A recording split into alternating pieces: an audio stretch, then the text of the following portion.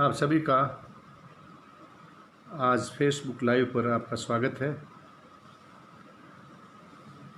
आप जैसे भक्तों का आने से मेरे को उत्साह मिला और वार्तालाप करने की जो ऊर्जा है वो भी आपके सानिध्य से मिलेगी।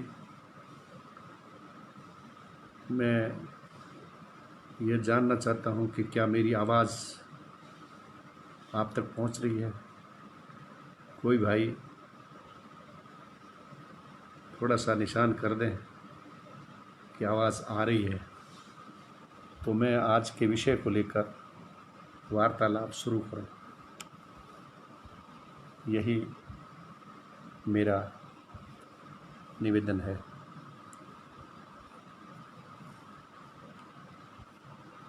कोई नहीं कहेगा तो फिर मैं नहीं बोलूँगा। मशीन की चीज़ है, तार टेढ़े मेढ़े हो जाते हैं, इसलिए आप ये बताएं कि मेरी आवाज़ आप श्रीमान तक पहुंच रही है या नहीं।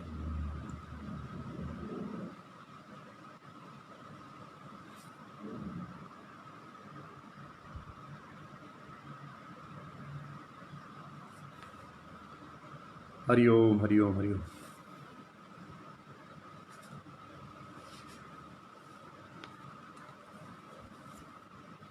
अधरं मधुरं वदनं मधुरं नयनं मधुरं हसितं मधुरम्। अधरं मधुरं वदनं मधुरं नयनं मधुरं हसितं मधुरम्। हृदयं मधुरं गमनं मधुरं हृदयं मधुरं गमनं मधुरं मधुराधिपतेरखिलं मधुरम्। अधरं मधुरं वदनं मधुरं वदनं मधुरं नयनं मधुरम्। वचनं मधुरं चरितं मधुरं वचनं मधुरं चरितं मधुरं वसनं मधुरं वलितं मधुरं चलितं मधुरं भ्रमितं मधुरं मधुराधिपतेरखिलं मधुरं। सही राम जी, मेरी आवाज़ आ रही है क्या? थोड़ा इशारा करो तो मैं बोलना शुरू करूं, क्योंकि मेरी मशीन है, मैं कुछ जानता कम। आपने सीखा है मेरे को, तो सही राम जी ने इशारा।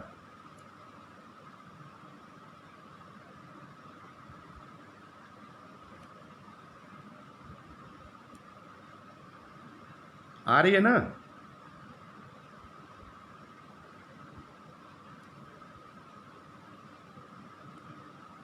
नयनं मधुरं हसितं मधुरं हृदयं मधुरं गमनं मधुरं।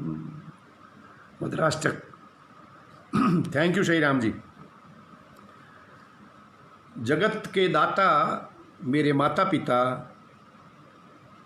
और आध्यात्मिक जगत के गुरुदेव जगत गुरु शंकराचार्य जी, पूज्य वासुदेवानंद जी सरस्वती जी महाराज ज्योतिष पीठाधीश्वर के श्री चरणों में नमन करते हुए आप सभी का स्वागत करते हुए मैं आज के इस लाइव के विषय पर आपसे वार्तालाप करना चाहता हूँ। आज का विषय है संध्या का महत्व, संध्या का अर्थ, महिमा।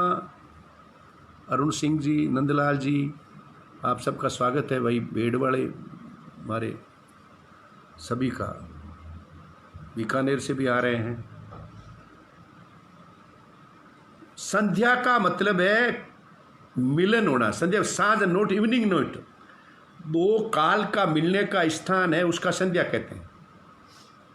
तो इंसान ने मानव योनि में जन्म लिया है, तो उसके जीवन में भी तो सूर्य उदय और सूर्य अस्त में एक काल आता है, उसे संध्या कहते हैं। और उस संध्या काल में प्रभु का भजन हमें करना चाहिए। क्योंकि हमको प्रभु ने इस संसार में, इस धरती पर जन्म दिया है।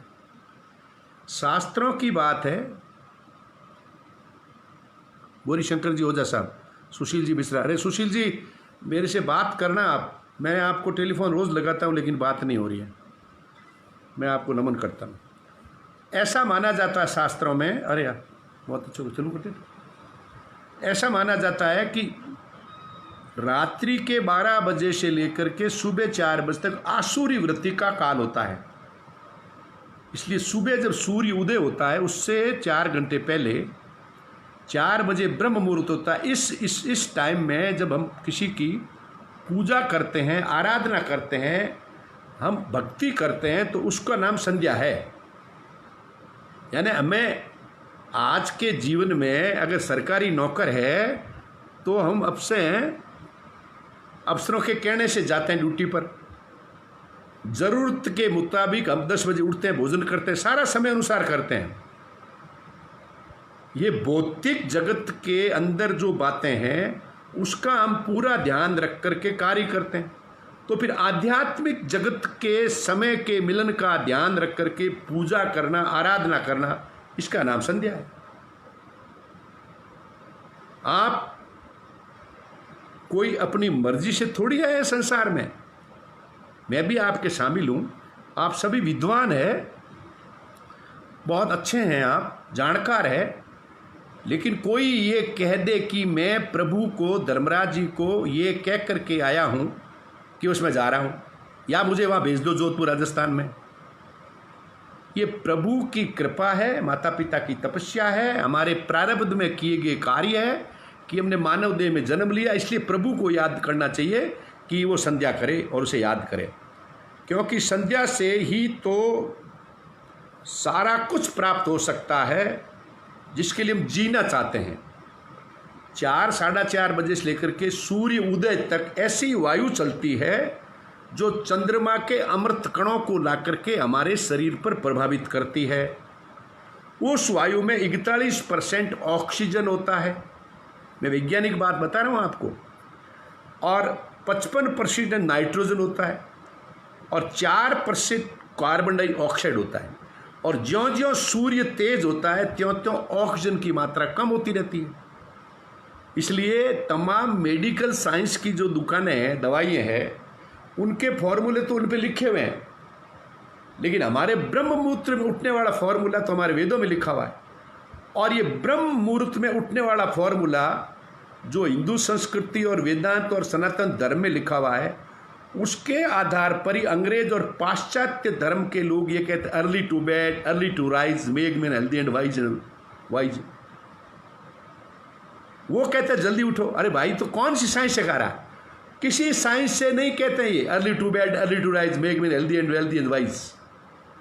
वो सनातन संस्कृति, वैदिक संस्कृति और हमारी जो संध्या है, इस संध्या के ताबे वो कह रहे हैं कि जल्दी उठो, जल्दी सो, जल्दी उठ। धर्म जी पूनिया साहब, अरे भैया आपको दोनों को मेरे, आपको आशीर्वाद, मेरी बहन को ही बोलना। तो इस तरह उस वक्त उठ करके हम प्रभु को याद करें, सबसे पहले स्नान कर लें, क्योंकि हमारे शरीर के जो बाल, रोम और इंद्रियां हैं, नाक है, कान है, मुंह है, नाक है, लार है, इनको साफ कर लें ताकि उसका पूरा ध्यान हो जाए। ये शास्त्रों की बातें हैं, मैं मंत्र में नहीं कह करके। जल्दी उठने से आदमी पुष्टता प्राप्त करता है, बलवान प्राप्त करता है, सुखी रहता है, उसका मस्तिष्क तरोताज़ा रहता है। और ईश्वर की इबादत को, ईश्वर क्या, वो शक्ति जिसने पैदा की है, जिसने हमको, हमारे माता पिता को और सृष्टि को पैदा, उसे याद करो। आप निंद्रा का त्याग करे हो जाना चाहिए। वरना हम क्या करते हैं आजकल, बहुत ही अफसोस की बात है कि इस माइंड को साफ रखने के लिए हमें संध्या करनी चाहिए, पूजन करनी चाहिए, ब्राह्मण, क्षत्रिय, वैश्य और शूद्र को भी करनी चाहिए। जो भी प्रभु का उपासक है सबको करनी चाहिए, लेकिन हम नहीं करते, अखबार पढ़ते हैं। हमारे सुबह के टाइम में माइंड बिल्कुल फ्रेश होता है, प्रेम का, मोहब्बत का, प्यार का, त्याग का, बलिदान का, निष्ठा का, भक्ति का, पूजा का, समरसता का, राष्ट्र प्रेम का, गुरु का, ज्ञान का, उपनिषद का, गीता का, किसी चर्चा का, डिस्कस का, जो कुछ करने का समय होता है। लेकिन हमारे साथ एक स्लो पॉइजनिंग दिया जा रहा है, जहरा धीमा जहर। राजीव गौड़ मैं आपको सैल्यूट करता हूँ। आप तो भक्त आदमी बहुत जल्दी उठते हो। तो हमारे सामने और वो जो पूजा और भक्ति, प्रेम और भाईचारा, शास्त्र और उनकी व्याख्या, उसकी वेद की ऋचा, गीता का श्लोक, रामचरितमानस का दोहा, हमारे माता पिता के ज्ञान की बात, हमारे दादा और कुल की बात ज्ञान कह के गए, वो करने की बात सुबह होती है। लेकिन हमारे सामने एक स्लो पॉइजनिंग पूछा जाता है जिसे अखबार कहते हैं, और अखबार में खबर आ रही मर्डर हो गया, बलात्कार हो गया, वो उसने हो गया, ये उसने हो गया, ये उसने। आप देखिए हर पन्ने पर 33% 40% खबर होती है, बाकी सब विज्ञापन होते हैं। ऐसा तेल ले लीजिए, ऐसा अंडरवियर ले लीजिए, ऐसा बाल कटिंग ले लीजिए।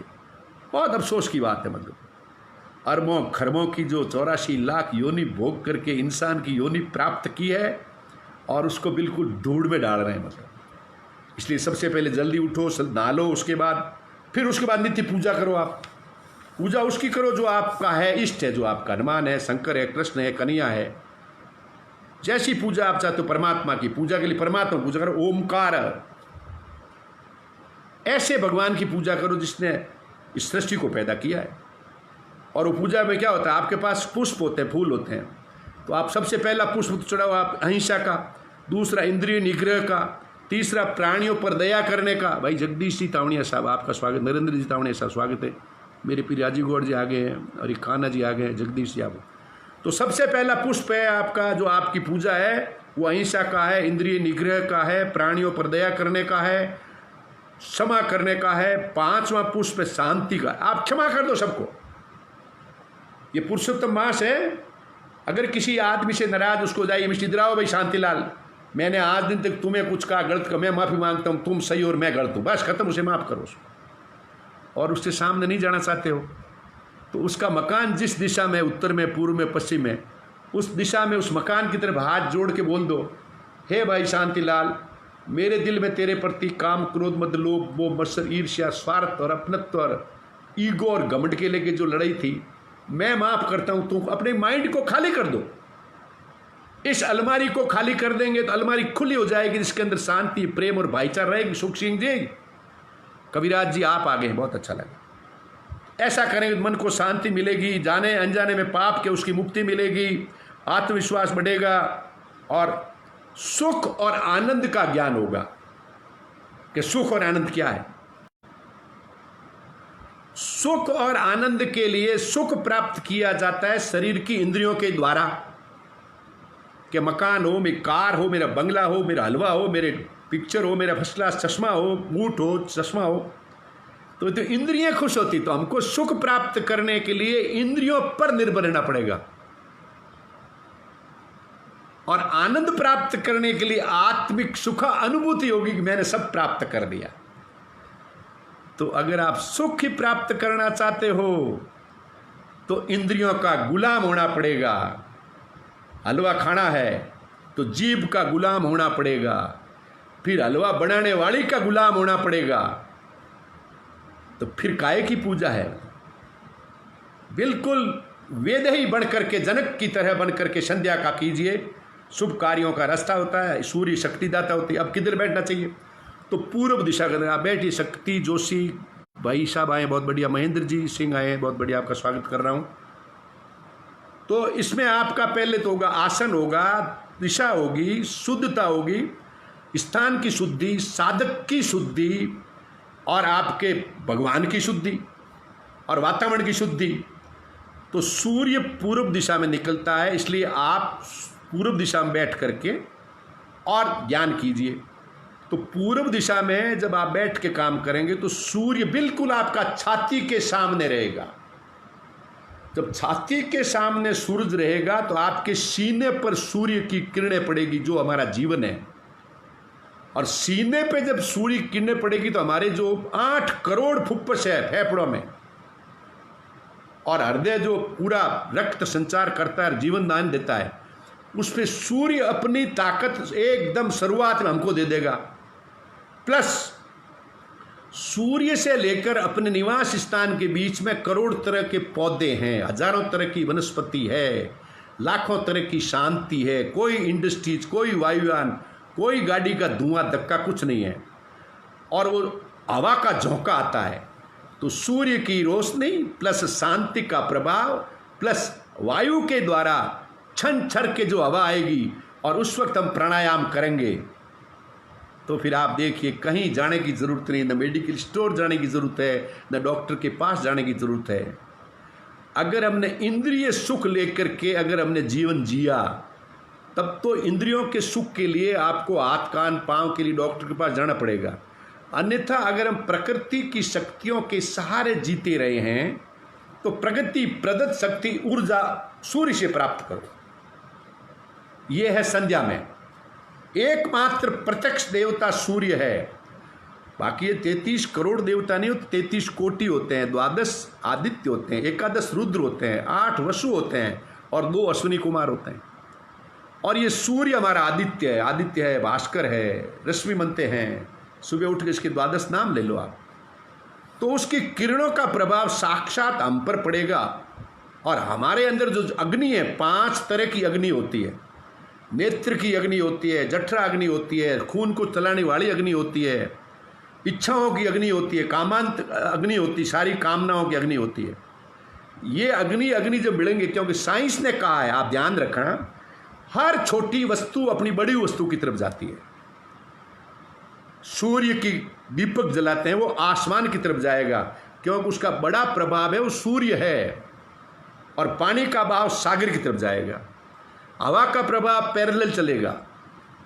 इसलिए हमारे साक्षात अगर किसी देव से मिलना है कि मैं ईश्वर से मिलूं तो सूर्य से मिलिए, अग्नि से मिलिए। उसका अग्नि दीपक उसका सूर्य का प्रतीकात्मक स्वरूप है, जो हमारे उसकी साक्ष्य में हम पूजा करते हैं, ईश्वर को याद करते हैं। और जल शहादत के लिए आचमन विनियोग और संकल्प करते हैं। मैं इस सारी चीज़ पे तो फिर कोई बताऊंगा, लेकिन आपके गुरु है, वो सब जानकार हैं, बहुत ही अच्छे हैं। आप खुद अच्छे हो, बहुत अच्छे हो जो मेरी बात को सुन रहे हो। तो आचमन है, प्राणायाम है, संकल्प है, ये हमको सूर्य की शहादत यानी दीपक की शहादत, जल देवता की शहादत, जिससे हम जीव बनते हैं। आदमी अपने माँ के गर्भ में जड़ में रहता है, वो पेट में, और उसका 80% 82% जड़ ही हमारा तत्व रहता है। और वायु जब हम आती है, हमारी सार आती है उसका, इसलिए हमें धर्म के काम के लिए हमको पूर्व में बैठ करके अच्छा आसन लगा कर, आसन ऐसा कि मंत्र जाप करें तो हमारे गुरुत्वाकर्षण की शक्ति धरती में बहुत होती है। इसलिए बीच में ऊन का आसन आता है, रेशमी आसन आता है, या जैसा आपको ध्यान है रोज़ आप लगाते हो। नहीं तो आप मेरे से पर्सनल नंबर से मालूम करना आपकी कामना क्या है। आपके भौतिक सुख सुविधाओं की कामना है तो लाल आसन लगाइए, वैराग्य लेना है तो आप सफ़ेद लगा लीजिए, आप केसरिया लगा लीजिए। जिस तरह के रंगों का प्रभाव हमारे कर्म पे होता है वैसा सेट कीजिए। इस तरह सिद्धि प्राप्त करनी होती है तो अच्छी तरह से बैठ करके और प्राप्त कीजिए। अब शरीर में आपने मंत्र जाप किया, लेकिन आपकी पगथली है, अगर पगथली जमीन पर टिक गई तो उस पगथली के माध्यम से आपकी शक्ति गुरुत्वाकर्षण की शक्ति से ऊर्जा को खींच लेगी।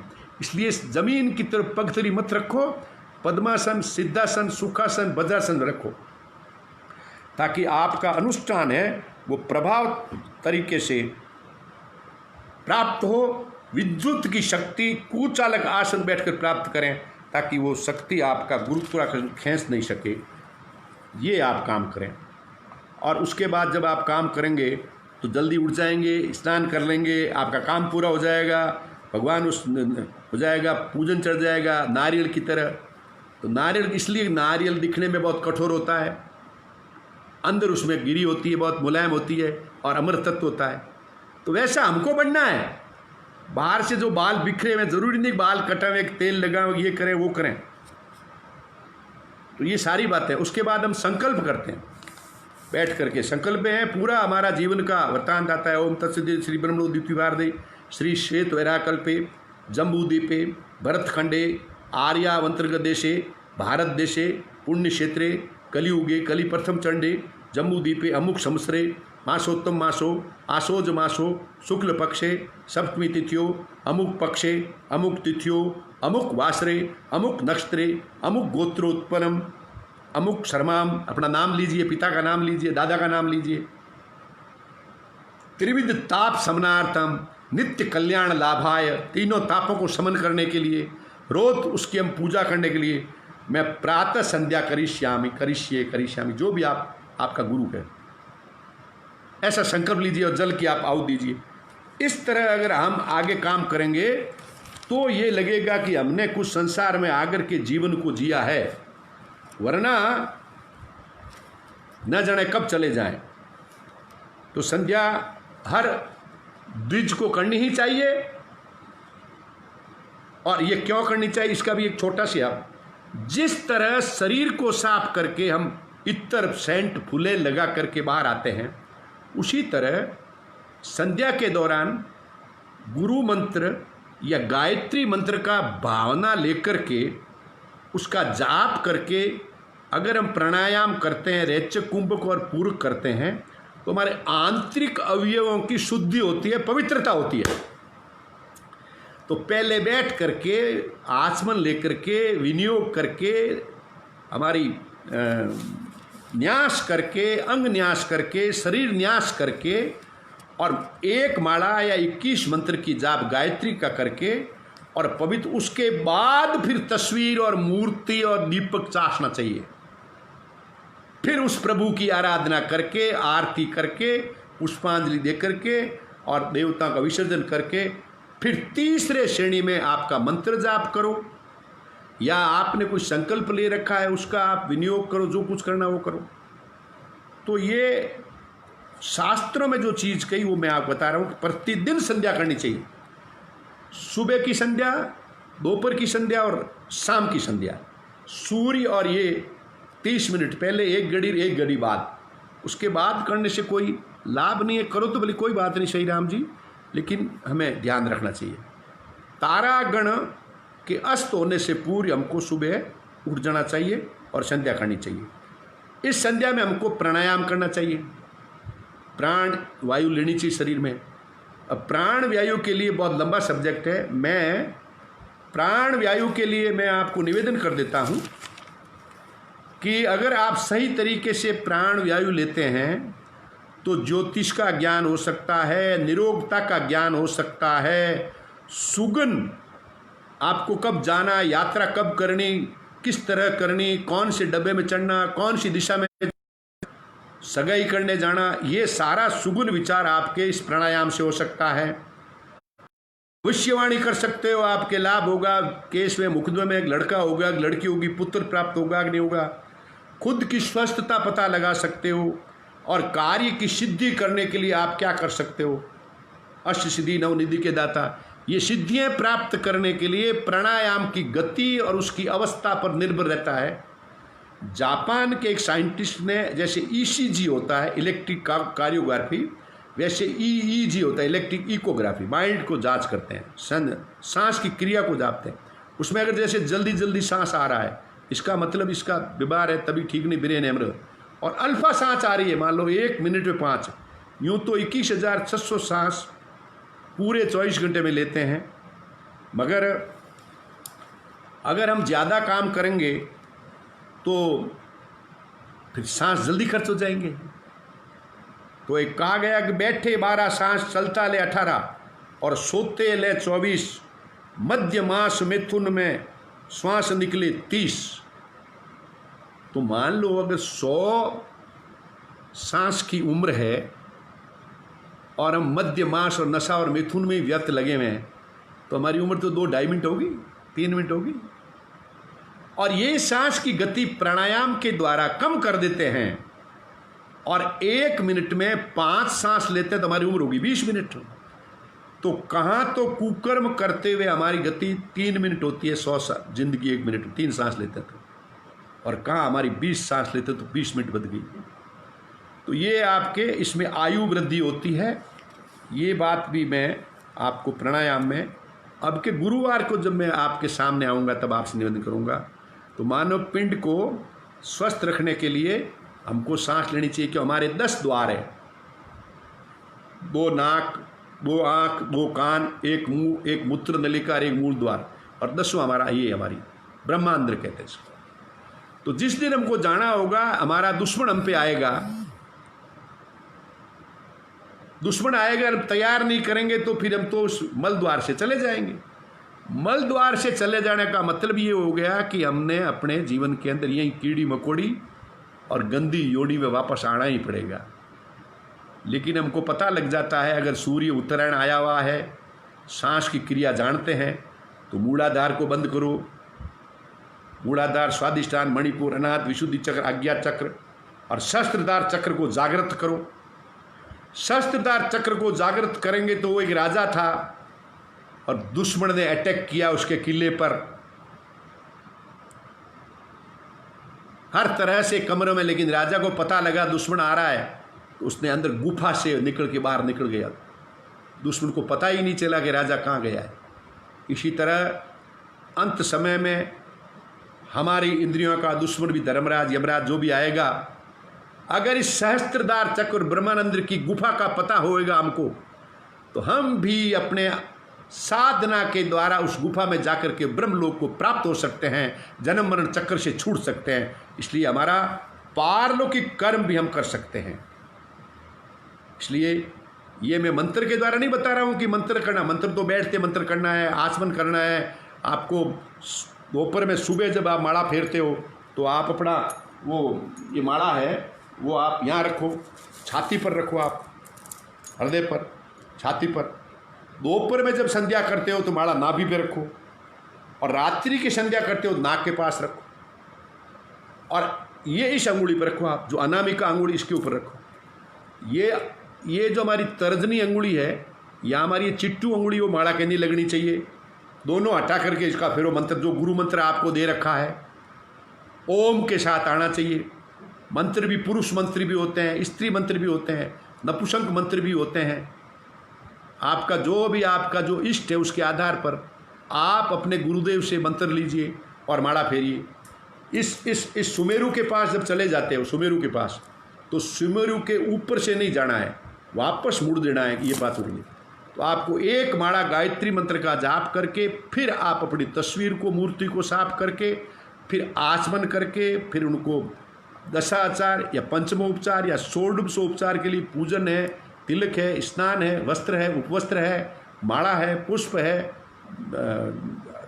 जो कुछ है, आसन है, आचमन है, ये आप उसको करके और अपना सूर्य का नमस्कार करते हुए और पूजा का समापन करें। ऐसी चीज़ें शास्त्र में बताई है जो मैं आपको अपनी भाषा में बता रहा हूँ।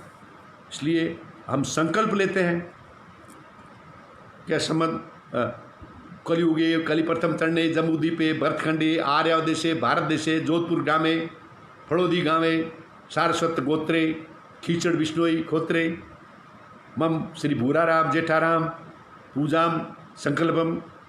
ये सारी चीज़ें करेंगे ना, पता लगेगा कि तिथि हमारी क्या है। आज हमारे संसार को पड़े हुए 1 अरब 97 करोड़ 30,072 वर्ष पूरे हो गए हैं। इस संकल्प से गिन लो आप। अष्टविवितने व्यवस्थे मनवंतरे, यानी 27वां मनवंत्र है, तो 4,32,000 कलयुग, 8,64,000 द्वापर युग, 12,96,000 त्रेता युग और 17 लाख, वो इस तरह ये एक दिन का हो गया ब्रह्मा का। और ये ब्रह्मा का जब 1 साल होगा तो एक पूरा और मनवंत्र बीत जाएगा, और हर मनवंत्र का एक व्यास होता है। तो अभी हमारे 27वें मनवंत्र के वेद व्यास जी हमारे प्रधान है। 28वें मनवंत्र के बाद में हमारे अश्वत्थामा इसके मालिक आएंगे। और ये शास्त्र की बात है, वेदों की बात है। मैं आपसे निवेदन कर रहा हूँ कि 1 अरब 97 करोड़ 32,000 और 75 वर्ष बीत चुके हैं इस सृष्टि को बने हुए। ऐसा रोग संपलित है, बाकी किसी के पास नहीं है। बाकी जो पंथ है उनको बड़े बड़े 1450 साल का तो मुस्लिम धर्म को हो गया, और 2020 साल आपके इस ईसाई धर्म को हो गया। हम अरबों खरबों वर्षों से जन्म लिए हुए हैं। हमारे पास विद्धि है कि 5124 साल पहले महाभारत का युद्ध हुआ था। भगवान कृष्ण साक्षात इस सृष्टि पर थे, उन्होंने गीता का ज्ञान दिया है। वेद व्यास ने 18 पुराण बनाए थे। हमारे संतों ने सृष्टि के शाश्वत सत्य धरती, आकाश, जल, वायु, पेड़ पौधे, वनस्पति, जमीन, कंकर, शंकर, पहाड़ से बातें करते हुए और नियम बनाए। तो इस तरह ये हमारे को संकल्प लेते हैं, जल ग्रहण करते हैं, प्राणायाम करते हैं और प्रभु को याद करते हैं, तब तो है मज़ेदारी। वरना आए हैं और कल चले जाएंगे, इस जीव का कोई भरोसा नहीं है।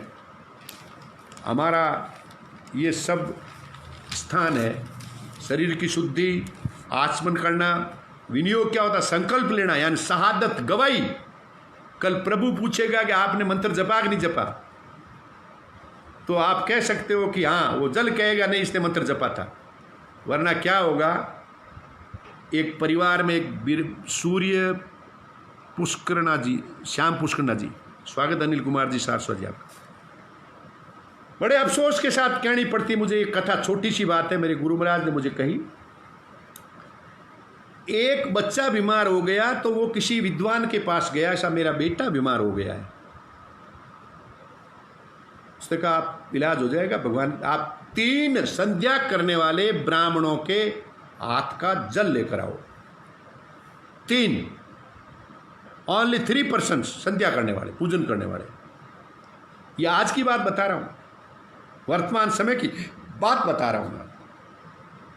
हाँ, मैं आज बात को सुन करके आप महसूस करना कि हमारी गति क्या हो रही है। उस विद्वान ने कहा कि तेरा बेटा बीमार है, लेकिन तुम 3 संध्या करने वाले ब्राह्मणों के, क्षत्रिय के, शूद्र के, वैश्य के, जो भी संध्या करता है उसके हाथ का संध्या वाले को आप जल लेके आ जाओ। जो तिलक होना चाहिए, शिखा होनी चाहिए, सूत्र होना चाहिए, माला होनी चाहिए, गायत्री होनी चाहिए, अष्टांग योग होना चाहिए, ऐसा ब्राह्मण होना चाहिए और जो संध्या का पूरा जानकार होना चाहिए। वो घूम के आ गया, उसको कोई 3 संध्या वाले नहीं मिले। तब उसने कहा तुम 40 नमाज करने वालों से ले आओ। वो 15 मिनट वापस आ गया, उसको 40 क्या 50 नमाज पढ़ने वालों का जड़ मिल गया। आप विचार करें कि जिसने सृष्टि को बनाया है, वैदिक संस्कृति ने, हिंदू धर्म ने, हमारे भारत की सभ्यता ने, उसका पूजन करने वालों का आज 3 पूजन करने वालों का हमको पता नहीं है।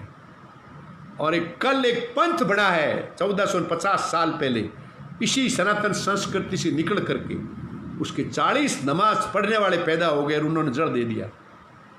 विचार करना होगा हमें बैठ करके, और ये विचार करेंगे तभी हम इस देश और राष्ट्र के लिए कुछ कर सकेंगे। वरना धरती पर बाहर बन के आए हैं, बाहर बन के चले जाएंगे। ये अफसोस की बात है।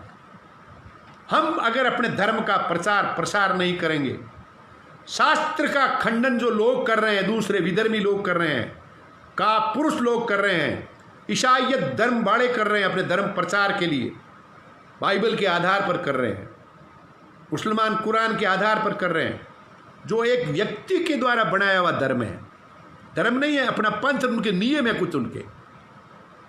तो हमें भी अपने शास्त्र के द्वारा, शास्त्र की ऋचा और शास्त्री के मंत्र और शास्त्री के कथन, तो शास्त्र के द्वारा वचनों को शस्त्र बना करके मुकाबला करने की जरूरत आ गई है।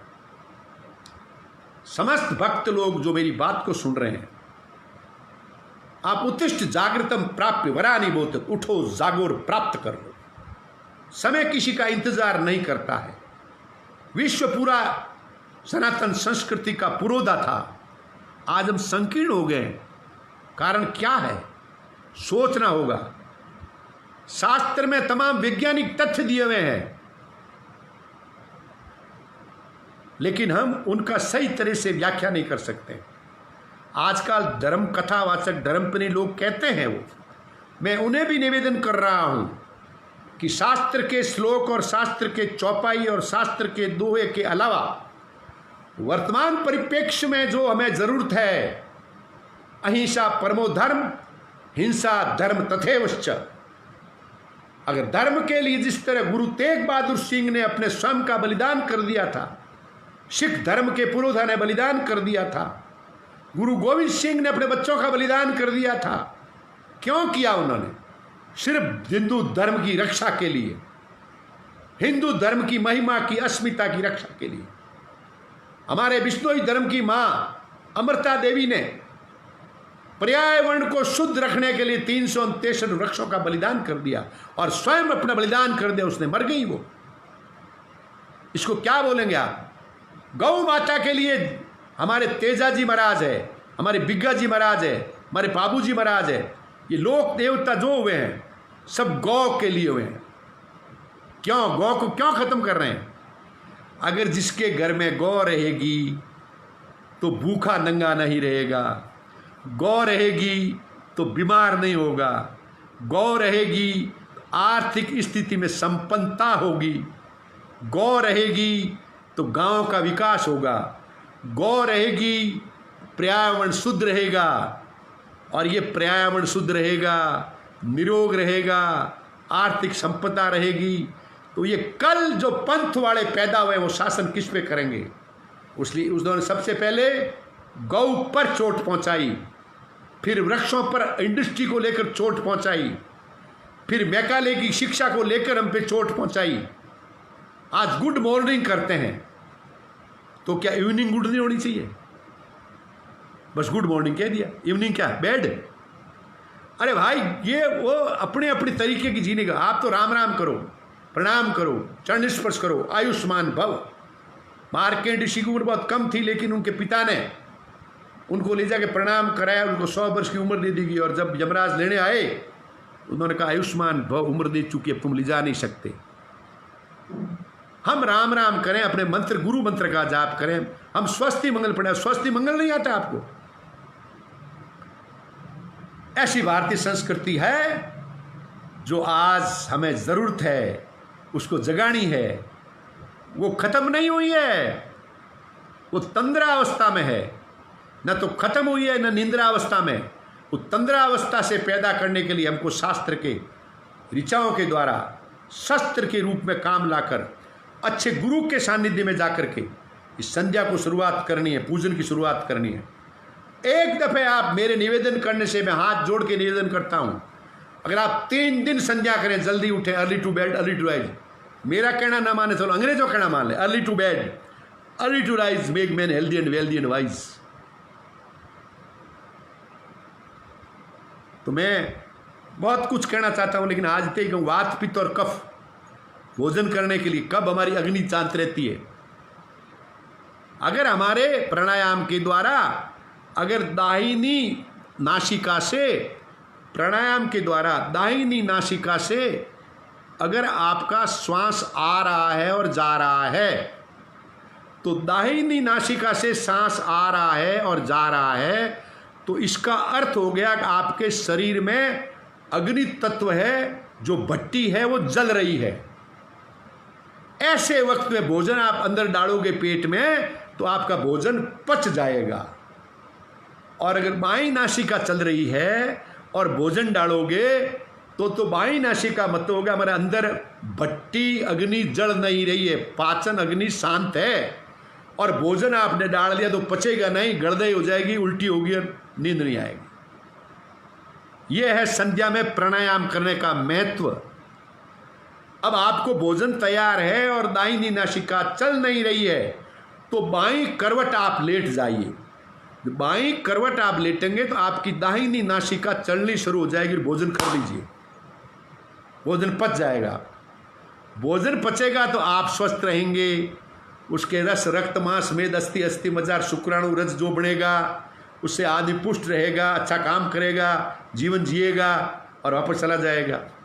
वरना यहाँ पर आ गए लेकिन अलमारी में कपड़े भर रखे हैं, उस स्थान पर हमने क्या भर रखा है? आज हमारे 10-15 ड्रेस हो अलमारी में अगर दो, और एकदम चाहिए कि हमें लाल टी शर्ट चाहिए, मिलता नहीं है, पूरी अलमारी को खंगाल के फेंक देते हैं, बीबी पर गुस्सा करते हैं, टी शर्ट नहीं मिला मेरे को। अरे क्यों नहीं मिला? क्योंकि आपने 50 टी शर्ट, बनियान, पैंट, बुशर्ट डाल रखे अलमारी में। कोई पता नहीं किस वस्त्र को कहाँ रखा हुआ है, कहाँ घड़ी रखी, कहाँ से कहाँ रखा। भौतिक वस्तुओं को दूसरों को दिखावा देने के लिए अलमारी को भर रखा है। फिर वस्तु सही मिलती नहीं है, फिर गुस्सा करते हो तो फिर आप मनस्थिति खराब होती है, मनस्थिति खराब होती है तो रिश्ते खराब होते हैं, रिश्ते खराब होते हैं तो जीवन खराब होता है, जीवन खराब होता है तो फिर आप सब खराब ही खराब। इसलिए इस मस्तिष्क रूपी अलमारी को खाली रखो, वस्त्रों का ढेर मत रखो, विचारों का, भावों का, रिश्तों का, लड़ाई का, झगड़े का, तेरा और मेरा, धन की, संपदा का, किसी से कुछ प्राप्त करने की चीज ही न रखें। और अगर संध्या और पूजन करनी शुरू कर दी तो आपको किसी से प्राप्त करने की चाहना स्वतः ही खत्म हो जाएगी, ऐसा गुरु महाराज कहते हैं। और आपको वह चीज मिलनी शुरू हो जाएगी जिसके लिए आपको जरूरत है। या ऐसे कांटे, जब संध्या और पूजन और भक्ति का प्रबलता आएगी, भक्ति योग प्रबल आएगा, तो आपके सामने जीवन में ऐसे दूरवर्ती के सवाल या अनरिलेवेंट सवाल आएंगे ही नहीं। आपको बुलावा उसी वक्त आएगा जिस वक्त आपको बुलाना है। आपको जाकर के लाइन में खड़ा नहीं होना पड़ेगा। तो जीवन की सच्ची लाइन में खड़ा होने के लिए इस माइंड रूपी अलमारी को खाली करो, पूजा करो, भक्ति को भरो, अपनों की पहचान हो जाए। Choose the quality from the quantity. तो मैं आज संध्या के महत्व को बताया गया है और उसकी करने की जो क्रिया, उसके मंत्र है, आचमन के मंत्र होते हैं। ओम पवित्र पवित्र सर्वस्ताकतोपी स्पिरिट पुंडिका, ये हमारे पवित्र करने के मंत्र है। आचमन लेने के मंत्र केशवाय नमः, माघवाय नमः, ऋषिकेशाय नमः। ये आपके गुरु से पूछना या मेरे से पूछो तो मैं हाजिर हूँ। कभी आप समय मिले दिखाड़, अभी मैं 30-35 मिनट बोलता हूँ, लेकिन जब कभी अगर ऐसी कोई बात हो तो मेरी सेवाएं आपको समर्पित। मेरे नंबर आप नोट कर 9636256075, 96 36 60 और 75। अब हम आपसे इसी बात के लिए विदा लेते हैं कि प्रभु आपका भला करे, जीवन के अर्थ को समझो। आप साधक हो, साधना करनी है, लेकिन साध्य क्या है? What is your motto for the life? आपके जीवन का मोटिव क्या है? अगर मैं आपको एक कार देता हूं, साधक आप हो, कार में तेल भरा के दे देता हूं, भाई जोधपुर का एक चक्कर मार के आ जाओ या बीकानेर का एक चक्कर मार के आ जाओ, तो आप, हमारी बहन अभिलेषा डॉक्टर बहुत अच्छी दर्शन शास्त्री है, हमारी दिल्ली से आई है और इतनी श्रेष्ठ नारी है कि वो आज बिल्कुल झांसी की रानी की तरह वेद प्रचार में, हिंदू संस्कृति के प्रचार में बिल्कुल लगी हुई। सी इज डॉक्टर, PhD कर रखी है उन्होंने ज्ञान के लिए। मैं बहन का स्वागत करता हूँ। तो आज हमारा साधक हम है और साधन मैंने आपको कार दे दी, तेल भरा के टंकी दे दी, जाओ जोधपुर कट्टर मार के आओ, चक्कर मार के आओ। आप एक सवाल करेंगे मेरे से कि क्यों मुझे इस जयपुर का, मुझे बीकानेर के शहर का चक्कर क्यों काटना, इसका कारण क्या है? आप मेरी आंखों के सामने चले भी जाओगे लेकिन वापस आ जाओगे, लेकिन मैं आपको क्यों दे दूं, आपको साध्य दे दूं कि इस चक्कर को काटने से ये फल होंगे, तो आप ज़रूर, चाहे 100 कोस के चक्र है, 84 कोस की परिक्रमा है वृंदावन की, उसको आप निकाल के आएंगे। इसी तरह हम साधक रूपी व्यक्ति इस धरती पर आ गए हैं। साधन हमारे पास भौतिक बहुत हो चुके हैं, साध्य किसी के पास नहीं है, मोटिव किसी के पास नहीं है। बिना मोटिव हम सफ़र कर रहे हैं, उसका फल क्या होगा? बिना धान के गट्टी को पीस रहे हैं, उस गट्टी में आटा कितना पीसा जाएगा? प्रश्न पैदा करता है। साध्य को ढूंढो, साधक बढ़ो, साधना करो, अष्टांग योग से करो। प्राणायाम की बात अगले गुरुवार को, अगले रविवार को प्राणायाम का महत्व, प्राणायाम से ज्योतिष सीखना, प्राणायाम से सुरोधा लेना, सुगल लेना, जिसको सरोधा कहते हैं, नासिका के द्वारा, प्राणायाम के द्वारा भविष्यवाणी करना, सिद्धियां प्राप्त करना, ये बात मैं आपको बताऊंगा। आप डायरी पेपर लेके बैठें, प्रभु आपको सब शक्ति देगा। गुरु महाराज का प्रसाद बांट के आपको पेश करूंगा। मेरी बात अगर अच्छी लगती हो तो आप अपने साथ में प्रकाशित प्रसारित करें। वापस गुरुवार रविवार को 9 बजे रोज़ मेरा ये आख्यान गुरु महाराज की कृपा से, आपकी जिज्ञासा से पेश करता हूँ। कहीं त्रुटि हो तो मुझे माफ़ करें। मैं घेवरचंद सारस्वत शाश्वतानंद जोधपुर से निवेदन कर रहा हूँ। मेरे आख्यान में कोई त्रुटि रही हो तो मुझे क्षमा करें, अन्यथा आप वो शक्ति बढ़ के उभरें जो स्वामी विवेकानंद ने अंतर्राष्ट्रीय स्तर पर जाकर के हिंदू धर्म की पेश की थी। आप सभी हमारे लिए शंकराचार्य बने, सभी विवेकानंद बने, सभी आचार्य बने, ऋषि बने, वशिष्ठ बने, भरद्वाज बने, वाल्मीकि बने, अगस्त ऋषि बने। इसी कामना के साथ मैं अपनी वाणी को विराम देता हूँ। मंगलमय हो, यशमय हो, कीर्तिमय हो, स्वास्थ्य और आपका आरोग्यता, आपकी पुष्टता बनी रहे। शतायु भव, जीवेम शरद शतेम शरद शतम। ओम शांति शांति शांति।